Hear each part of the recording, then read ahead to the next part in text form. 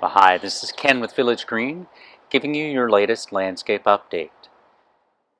This is Joel's place in West Plano, and I wanted to spotlight some of the work that we've done in his backyard.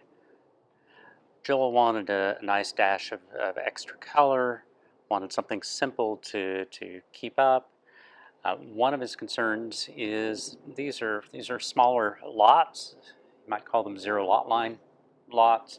So we're right up against other neighbors, and he wanted a little bit of privacy. He already had, these are Japanese maples, and then he wanted this Savannah holly in the corner that will help screen off the neighbor's home in the back and give him a little bit of privacy. Down below those, we have, these are purple diamond fringe flowers. These will get about 4 or 5 feet tall. The past few winters that we've had, sometimes these are getting scorched, but for the most part they're surviving.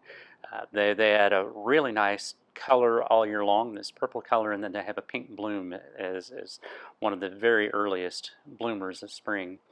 Next to that, we have giant lorope. We like to use these in narrow beds.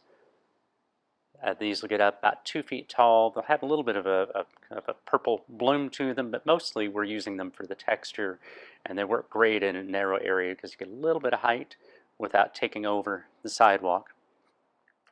Mixed in underneath the Japanese maples, we have the Kaleidoscope abelias, and then this is a very shaded landscape and one of our favorite plants to use. This is called fatsia, or Japanese Aurelia, and this will get up about 4 or 5 feet tall.